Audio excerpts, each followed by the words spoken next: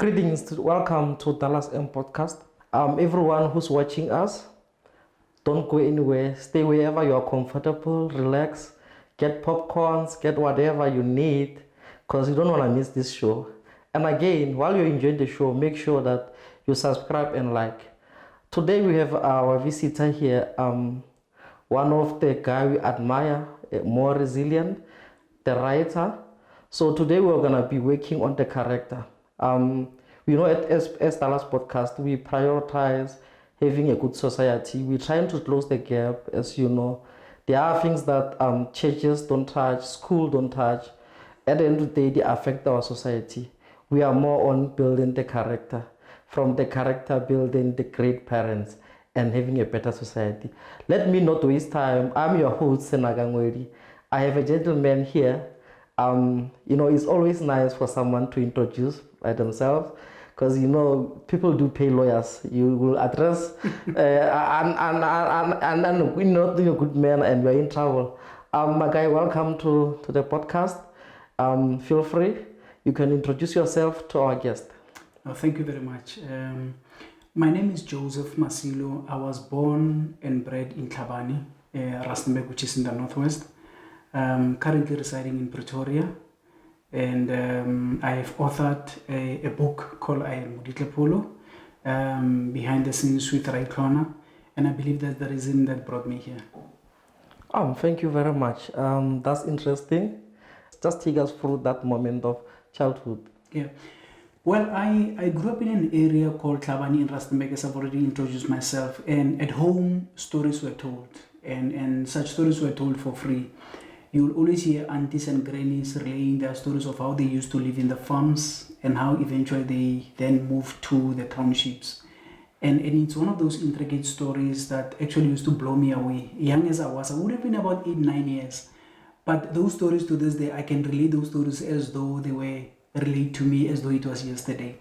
And I found them very interesting and fascinating, because the gist of their stories was more about humble beginnings and obscure type of a life, and where people are actually struggling. But for those who actually made it in life, you see elements of resilience, hard work, determination, and the likes. And I always get fixated to such stories. And throughout, I've always used to listen to stories, and even later on, even when at home they started buying a TV, I always glued to people relaying their stories. Even when I'm on radio, I like to listen to people who like to really relay their stories of how they used to live and how they actually live. That has always been my mojo throughout.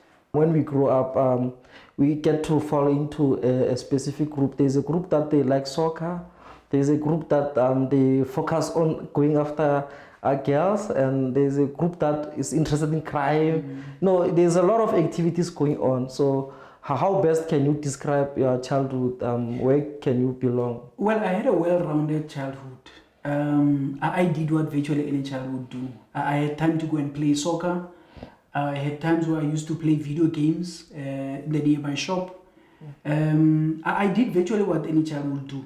So back to your question about the other things that actually drew me to stories was random sitting on the lounge, or in an environment where stories are being told. I would have played during the day, but during the time when the stories that are told at home, that's when I'll get an opportunity to really listen to those stories. Yeah. But yes, I had a rounded upbringing where I used to play with friends. I played soccer. I played all manner of sports. So yeah. Okay, it means you have been a kid. You did all what kids are doing. Yeah. Okay, that's nice. And then from there, when you start to go to school, especially to fast forward the process, high school. Can you take us through the high school? Yeah, no. If you ask me now, I did my high school in 1997 to 1999. If you ask me now, it's about 25 years ago. If you ask me now, I would want to relive those days. I would wish to wear my uniform and go back to high school again, because I had the best 3 years of my life. Even when I call the guys that I used to go to high school with, we relive those memories as though it was yesterday. to a time where I would even remember the jokes that I used to share with them on a Monday morning, you know, when I get to school. So yes, I had a very, very interesting high school years of those 3 years. But I'll never forget, I think we were doing standard 8. Yeah, standard 8, 1997. During one of the English classes, we were required to do English storytelling. You had to come with anything in an English language that you had to express yourself in. And then there was one interesting story that I read. By then I was doing standard 6. Would have been about 1993, 1994, around then. It was a story about Mr. Kove. And I kept reading that story over and over again. And that story stood out with me up until I got to high school. And even during the English lesson, when we were giving that oral a lesson that we were doing with the teacher, I narrated the story of Mr. Kove.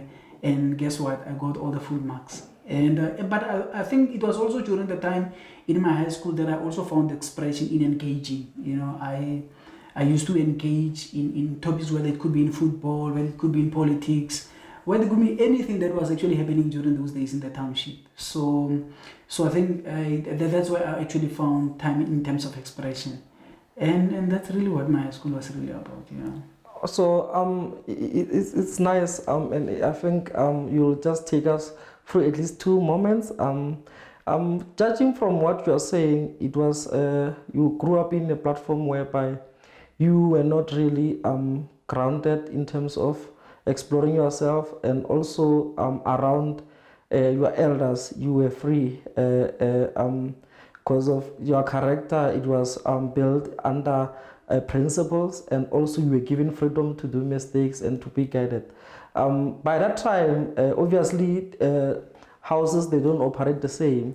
Other houses, they will say, no, it's rude to sit with elders, it's rude to question elders. So from what I'm getting from you, you were allowed to do that. So from the peer around that time, how can you just give us a picture image in that years back then? How did that affect them? How were they in terms of, especially during the academics, where they have to do presentation, they have to ask in the class? How was it like? During our schooling days, the standards were very high. I think our high school was one of the best, I think, in the township. Maybe if I have to mention the name, my high school is called RAITlHWANA High. The school is still there in Tlhabane. It was one of the best high schools where each and every parent would want to have their kids go to that particular school. But because of the moral grounding that we taught at the school, and the strictness emanating from the principal to the teachers, but most importantly, the values of Ubuntu that was actually inculcated in us. And for some of us, we were actually grounded, and it actually had to start from home, and then it actually get to go to the school. But obviously, in our schooling, we always had to deal with different characters. Like each and every child in a household, we were never the same. But obviously, being in an institution like RAITlHWANA High School, for some of us, it really grounded us, and it really had tried in other ways to try to ground other learners as well. So it was really that type of environment that a child would find expression, and but obviously you learn. When you get reprimanded, you start doing things in a different way. Okay. So that's what teaching and learning ideally is about. Okay, I understand. It makes sense. And if I were to take more than 3 or 4 people of your peer, even now, there won't be much difference. Is it something that is there any principle that you grow under as a Tswana tribe, or because in terms of discipline, it's something that is common to anyone from Tswana. Can you just take us through that of that product principle? How is the tribe getting it correct? Because to be honest, generation to generation, they've been getting it correct. Yeah. So we in our area where we grew up at, or maybe in the community that we grew up at, it was such that there was a maxim called "Moremogolo go betlwa wa taola wa motho wa ipetla." By then it means you can be anything that you really want to do. or to want to be. And that actually will emanate from home, and it gets into the society, and those principles also gets to when you get even to school. So if it starts from home, then it gets built into the society, then those colors, then they actually emanate even at school. It really was the environment that we actually grew up under. Those are the basic values and aspects that were actually inculcated with us at a very early age. And there was, for some of us, these principles, we carry them with us throughout our journeys of life to where we are today. So these are the principles that one learns from home. It becomes a community culture, and where one goes to in life, it becomes second nature. Okay, it makes sense. And during that time, there was less influence. It was an era that you get information directly to your surrounding. Yeah. So if you have to look now, if you visit the same place, current generation, the kids that are growing now, do you still see the same thing? That the way you guys grew up, is it the same? Are they conducting themselves the same way, or is it the big change, or are they also influenced by the technology, social media, and so forth? I just want to check. Just share what's your view, what's your reflection to the current one? Well, I think maybe if I can give you a bit of a background in terms of the challenges. The challenges that you alluded to previously, during even the time when we were growing up, are the same challenges. Influences had always been there. You'd always had guys elder than us who'd always try to push the younger ones into wayward ways. And there's also the young ones who, out of their own volition, they choose their wayward ways. So it really was a situation where one had to make choices. Some choices were as a result of advices from home, and some choices where even when you get reprimanded by the community or the society or the father or the mother from next door, you take that to heart, and you accede to the reprimand, and you do what is right. We grew up also in an environment where the environment that we grew up with, we became village children, where there's a notion that it takes a village to raise a child. So I always refer to myself as a child of the village, who, when an elder reprimand you, you take heed to that instruction or whatever the reprimand.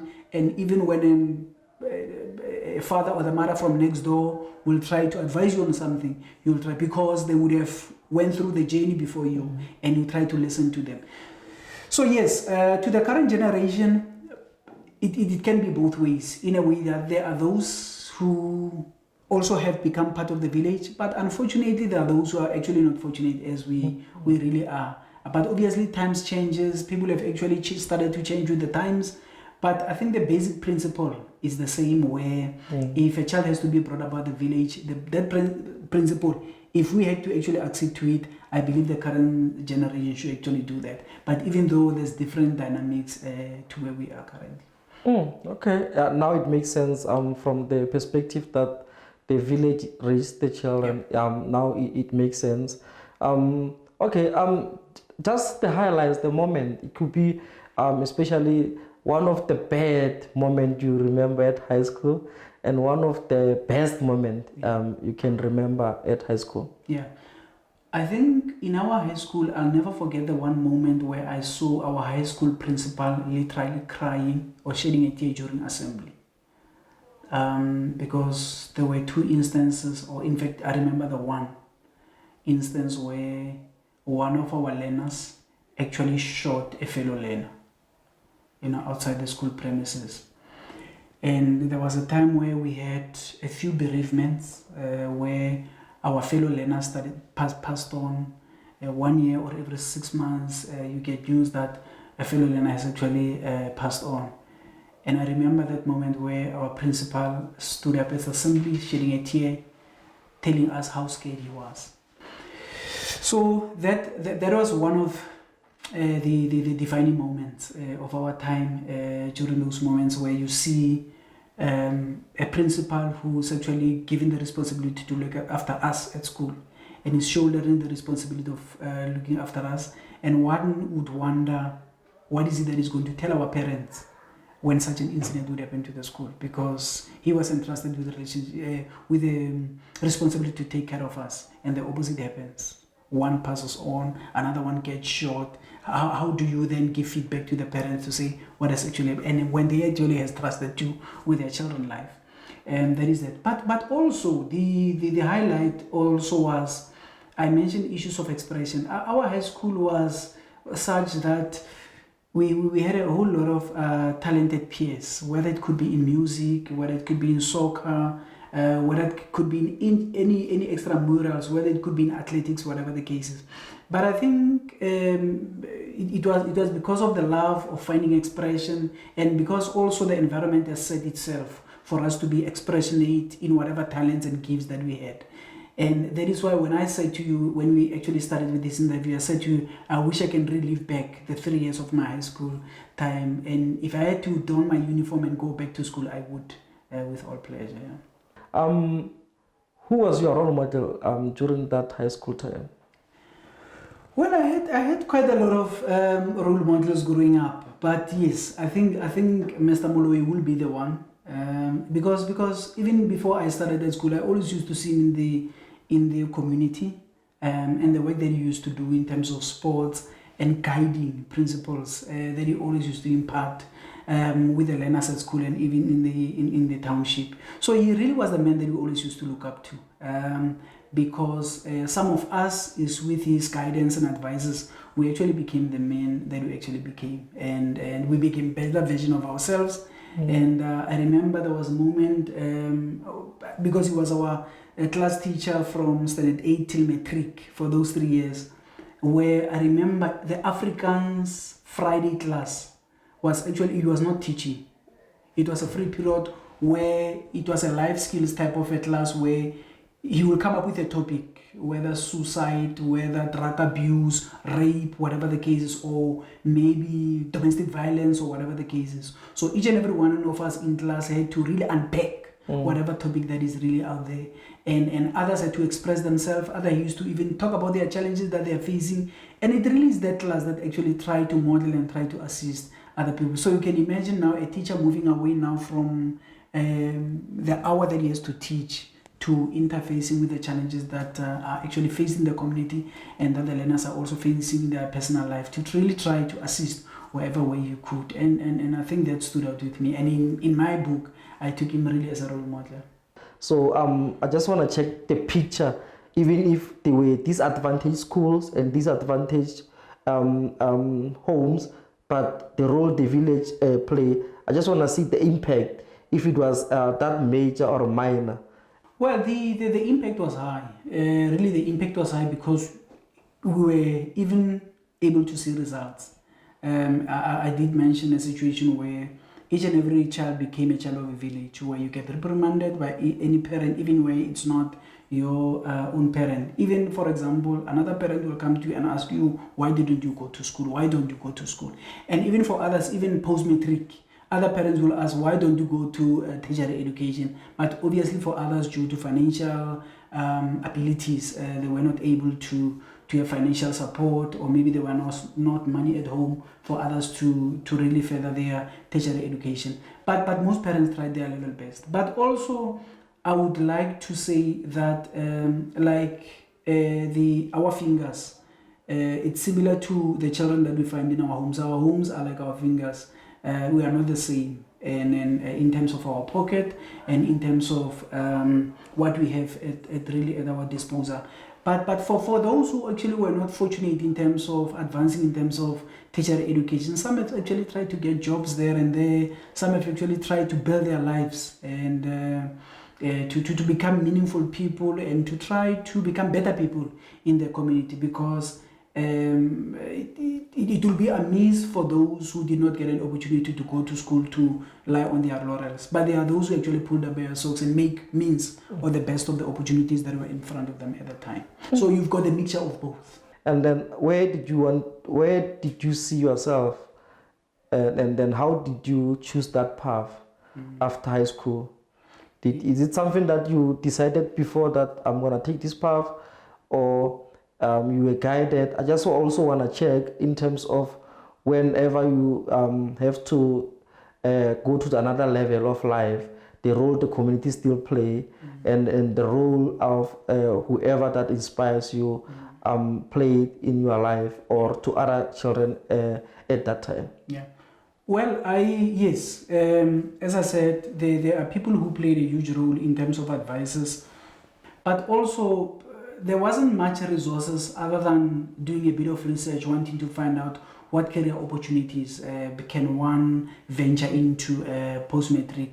But with my love for storytelling, as I said in the beginning of the interview, that I've always wanted to do media studies and journalism, because all I wanted to do was really to tell stories, whether it is in a written form or maybe in terms of expression. So that's the part post-matric that I actually followed. I went and studied media studies and journalism, and yeah, so and I actually found the love in it to really tell stories, to be expressionate, and to really tell some people something new, and also come up with new stories that people to a certain extent may not have known or may not have had an opportunity to have known about it. And when you break the news to them, it becomes something of significance, it becomes something of importance to them. So yeah, it shows that you have been more courageous and also resilient and ambitious. Because now, if you have to reflect, those that route you took, it was not familiar. Like it was something that most people didn't know. Even teachers surely they didn't know at that time. How did the parents take it? It's quite interesting. Every time I tell my story of what I wanted to do, especially wanting to become either a broadcaster or maybe a newspaper journalist, even my late mother didn't understand what I wanted to do. It's only my siblings who understood, but in a very blurry picture. It really was not that clear to them. But I understood. I had this big conviction because I really worked very hard to research what this is really about. And I even spoke to people who were in the industry. And I said, no, man, this is exactly what I wanted to do. And they also actually wanted to really take me under their shoulders to really show me what they actually were doing, even in their workplaces. And yeah, I followed it. I loved it. I really wanted to pursue it. And that was my dream. Yeah. Okay, it's nice. So, and also, from what you articulated through narrating the steps and everything, one would say Joseph Masilu is one of people who don't really see a red sign, who don't see a stop sign, who don't see limitations, who just go wherever, even if there's no clear destination, just believe that I'm gonna reach there. Yeah. So it's one of those who don't stop. Even if there is a limitation, you just keep digging, keep going. So how did that help you, especially if you are at that caliber in terms of the journalism? Because that's where the character actually fits in like a glove, like taking your hands inside the glove. Because I think it was an easy thing. I assume. Yeah. I think all of us in this life, we all have what we call master keys. So we all have keys, a bunch of keys. But amongst that bunch of keys, there's always a master key. So with your analogy that I was somebody who would always go there even when there was no opportunities, but I always find a way. But it's because of the analogy of the keys. You've got a bunch of 100 keys, but amongst the 100 keys, there's at least one that is a master key that can open any door. That's how I've always looked at my life. That even sometimes when doors get bashed in your face, you knock on the other door, somebody's going to open. And it has always been my principle of life. That even when things don't go your way in one door, in another door, there's a high possibility that somebody's going to open the door for you and listen to your story. And that's the attitude that I've always had throughout. Would you say it's something that you've been inspired by someone from the family, community, or is it something that you feel like you have born with? Yeah, I think I'm going to answer it in twofold. The first part is I actually was inspired by the community that I was actually brought up in. And I looked at the sections of the community, and from that community, I've always wanted to become the best version of myself, and understanding certain limitations that were in the community and even the environment that we actually grew up in. And number two, also, I was also inspired by having brought up in an environment of humble beginnings, where it had to shape in me element of resilience and hard work. And you've got where one has only one opportunity, that for each and every grade that you get into school, there's no opportunity to fail. Any opportunity that you get, there's never a drawback. You always make sure that one opportunity that you get, you kick it. And that's really the environment that I actually grew up in. And I think it has actually shaped the person that I've actually became, because I didn't have any point of reference. The only reference that I had is that work very hard to get to the destination that we want to get into. So that's ideally the type of life that I actually had to lead growing up. Now there's someone who's watching here now. That child is in a space whereby from a disadvantaged background family. Just talk to those disadvantaged kids. Well, what I would say to them is that it all starts with a dream. For each and every one in this life to succeed. We've read books of people who've actually accomplished whatever that they actually would have accomplished. For each and every journey that I actually embarked on, it actually had to start with a dream. And when one starts with a dream, it builds in the heart, it builds into your mouth, then you start confessing it, and then you become alive with possibilities. So that really would be my piece of advice. But like I've always said, I've always believed or was brought up in the saying that says, you can be anything that you really want to be, but it all starts with a dream, with determination and hard work. Anything that you envision to want to do, it can be possible and you can achieve it.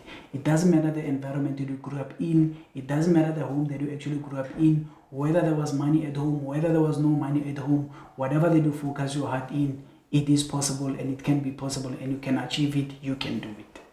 Thank you very much. I hope our viewers out there, they've learned, and I hope they will take that as a motivation and know that wherever your background doesn't really define your future. Yeah. All is in you.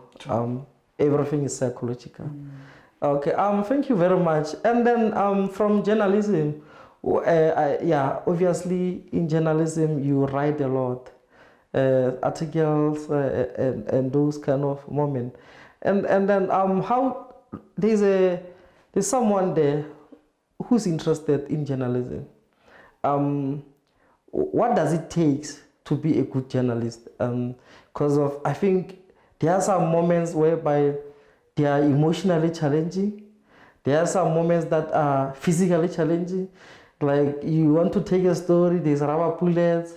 And there are some moments whereby security challenging. You have a story and then you want to publish, or you get the scope, someone called you, threatened your family. There's no way that story is going to be out. So just take us that moment, and so that not necessarily to scare, but to be to tell the truth and the reality, just to motivate those who have that fear, just to let them understand how the industry also can protect you. Yeah, that just take us that through of the life of being a journalist. Yeah, how is it like? I'm glad you mentioned that you can get protected. You really are spot on. But like each and every job or occupation, it does come with its own challenges and responsibilities. So it is doable, it is possible, but I don't think it will be correct of me to articulate the profession against the backdrop of fear. You mentioned an issue of rubber bullets. There's many journalists who actually got onto the field where there were rubber bullets around. There were instances where others were bulldozed, were beaten up while doing stories. Again, at the end of it, all its tools of the trade. That is what they wanted to do. That is how they actually wanted to really tell the story. And once you get consumed into the environment, it eliminates an element of fear. You understand that all that you want to do is to really tell stories, regardless of the bruises and how much you've been battered and butchered. But at the end, all you want to do is to really tell stories, because you can only do that once you are. It's easy for you to eliminate the fear. You go out there like each and every person who would go out there either for war or you want to go there as an occupation. You feel you call for this. You just go and become the best. Can you just take us through what inspired you? Why did you decide to write a book about this legend? Well, I think RAITlHWANA has lived quite an interesting and extraordinary life. And I think also that his life is that of obscurity and humble beginnings. I don't think even in his wildest dream would have actually thought that he would in fact become what he actually became ever since growing up. So I think I got encouraged by his upbringing and the environment that he actually grew up in, and how that inadvertently made him the best version of himself with what you actually said now in the dramatic arts. And I found his story also quite inspirational, and I said to myself, now that in a way he had actually changed the landscape of society in terms of dramatic arts, who would be the best placed person to write about other than MODITLE PHOLO? But I think also what also encouraged me was through the demise and the passing of yesteryear generation of actors who actually played a huge role. Bontate Patricia, Bontate Petwe, Bontate Morapedi, Bontate Motlame, Borent Odi, Borejeritzi, and the likes. And I said to myself, you know what? For especially those that have actually passed on, let me try get at least one person who I would really want to write his life story. And really, RAITlHWANA came at the top of my head, and I approached him, and then I agreed that we do this. Yeah. So, but I just want you to just take us that moment why you decided to recognize them, and buy a book, keeping the information there. Well, in Setswana we've got they say that letlhaku le leshwa le agelwa mo le legologolo. You know, even when you start making the fire, when the fire starts to subside, you'll take a much more fresher wood and then you put it on top, and then it starts to ignite the fire again. So I think it was the same principle with me, Ndate Polo, to say if stories of the yesteryear's generation, it will be important for the current generation to read about what they actually went through. But ideally about this was also because of their story. Their story was quite interesting and extraordinary, and they actually got through the dramatic arts via the back door, in that these generation of actors that I've actually mentioned their names before, you would go to any institution of Ireland, you'll never find their names, because as I said, they've gone through the dramatic arts via the back door, right? By that I mean all that they wanted to do was really to tell their stories. And by telling their stories was in get in front of the camera and do what they are talented in. And they did it exceptionally well. And to this day, we are remembering them as though they actually did the stage play, as though it was yesterday. That's nice. As much as I think the journey you are in is to honor them, just to honor them, pay some tribute while they're still alive. True. And I think let's just shape the back door so that one from the views at home might think that back door we mean something illegal. So let's just give it, even if it's not that detailed. And what do you mean? Just to give a picture, a clear picture, for understanding, not to interpret it wrong. Yeah. Well, I think for them it was just talent. Now they will tell you, the current generation will tell you that talent is not enough. You have to go to school. But with them it was different. They stood in front of the camera. Even when it was not in front of camera, they go into the theater, and then they go and they perform, and they become the best version of themselves.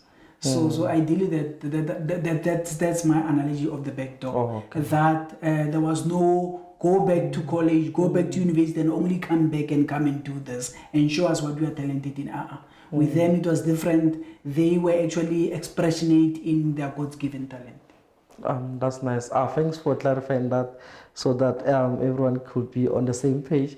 How did you cope what were moments, how did you manage those moments whereby something is touching to that extent that I think if someone was writing that book by themselves, they will pause and need a psychologist. You know, there are some moments whereby you really feel like from that moment that thing happened, I didn't heal.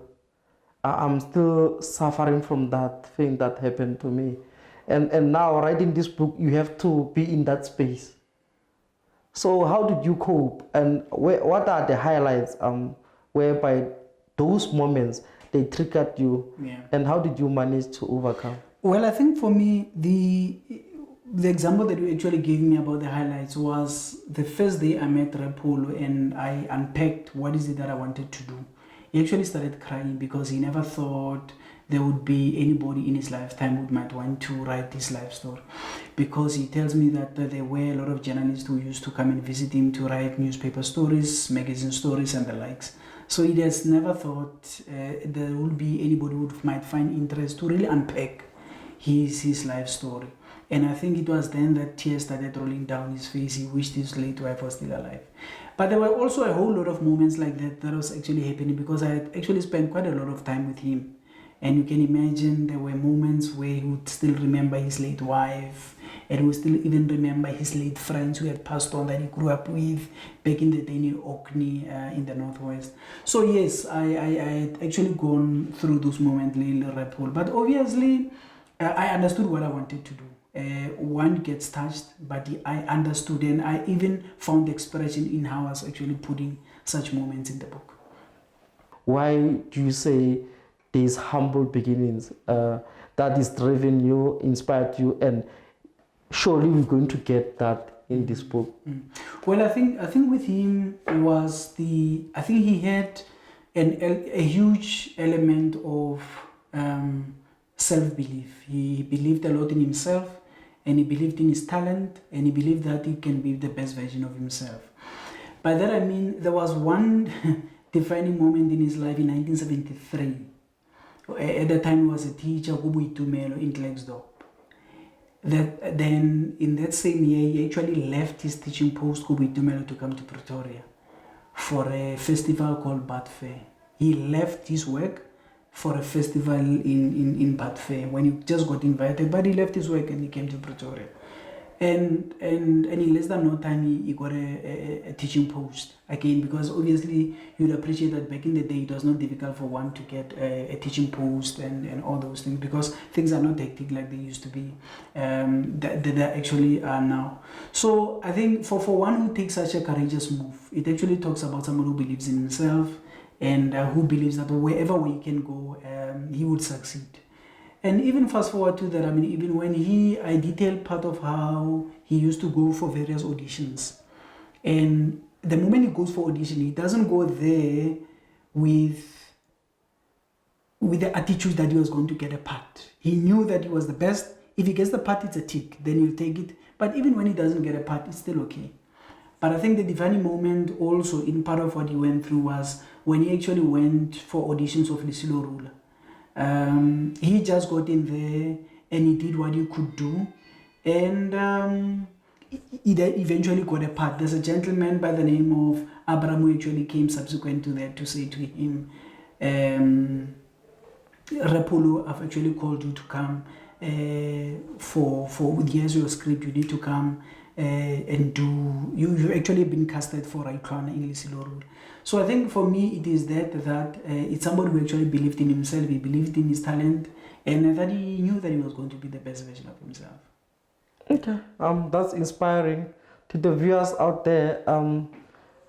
You just have to believe in yourself, and I know there are some queuing the audition lines and they're trying to make it in the industry.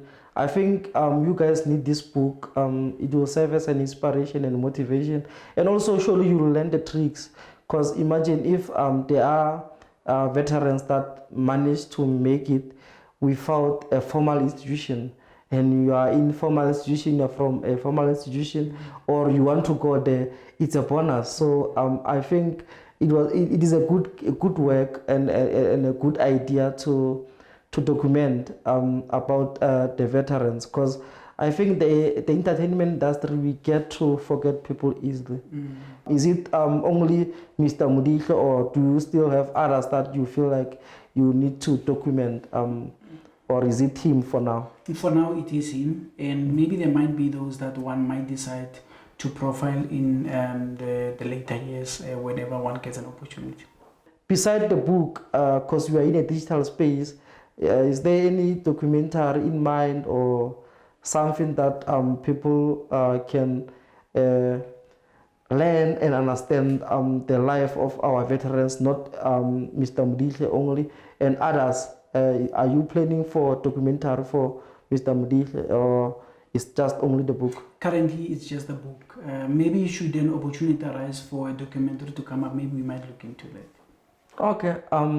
Yeah, that's nice. I think the viewers, they just have to buy the book. How much is the book, and how can the viewers get the book? Yeah. Currently, the book costs 250 rand, and because it is self-published, either anybody who wants to get the book can get it directly from me or Ntate Pholo.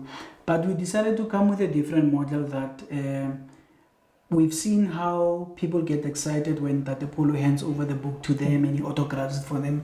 Others would want to get it autographed directly by the author himself. So I think we wanted to model it in that way, so that there's that personal connection and personal touch between the people who might want to really get the book. But also, the book can also be purchased go PHOLO'S bookshop in Tlhabane, Rustenburg. Yes, we do have books there. But however, there's a number that they can call 063 042 4217. The number again is 063 042 4217. And then they can maybe send a WhatsApp, or they can make a phone call and to get inquiries on how the book can either be sent to them or couriered. To our viewers, if you didn't get the numbers, don't panic. We're going to share them on the screen. Yeah, that's interesting. So I heard that there's a demand, and people are more inspired to see and that they Pholo. Are you organizing events so that people could come, or what kind of setup are you arranging so that you can group the people to do it once, or you still go to individual at their comfort place, or are they going to RAITlHWANA's place to get the book? Just take us that moment, that process, and what you guys are planning to centralize to make things easier for the access of the book. Yeah. So thus far, we are actually busy now with trying to plan a book launch, and but that also is going to be done in a very different way. We would appreciate that the RAITlHWANA is known by quite a lot of people, so we'd also want to manage the numbers and the crowds. So yes, something is on the pipeline, but we'll let the viewers know. Okay, I think that's fair enough, and we'll see from our side how can we help also to make an announcement about that launching of the book, and we wish it all the best, and we also encourage you to keep doing the great work, and especially to our veterans. That gap you are closing is commendable, because like I've said, obviously they are from a different generations. They're not active on social media, so we are living in that era that if you are not on social media, you are not known, you are disadvantaged. Now, for example, there can be an artist, a DJ who's well talented, but don't have followers, won't be booked. Yeah. You see, so I'm just glad that there are people out there who think like you are thinking, and I wish they can be inspired, or the writers, to do the same thing. And again, I just want you to touch something before we close. For situation whereby people think they can, why is it important? Let me put this: why is it important to have a writer to write you a story of your life?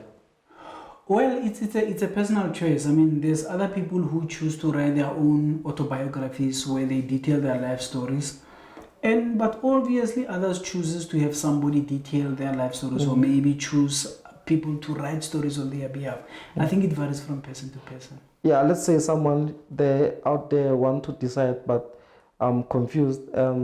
Let's just say the advantages of having a writer, just in summary, not in detail. Yeah. Well, getting a writer to do it on your behalf, obviously it's quite interesting, because even though the story will be about the subject and the talenters, the actors, the writer's talents is going to be shown in terms of the writing style and how issues on somebody's life gets articulated and all those things. So there's quite a whole lot of things that gets to be shown when somebody appoints somebody to do such type of work on their behalf. Okay. We are glad and we thank for your time. Yeah. And we had a great time with you, and we wish you all the best. You and Mr. MODITLE PHOLO. Thank you very much. May the book succeed. I think it will touch a lot of lives. Thank you very much. And we are fully behind you. No, thank you very much. The pleasure is all mine. Thank you very much, RAITlHWANA. As we wrap up, our viewers, don't lose hope. Don't be discouraged by your background or lack of resources. Just fight. It's your life. Our parents, they give life. They don't live life for us. It's your own life. It's up to you. Thank you from the host. Until we meet again.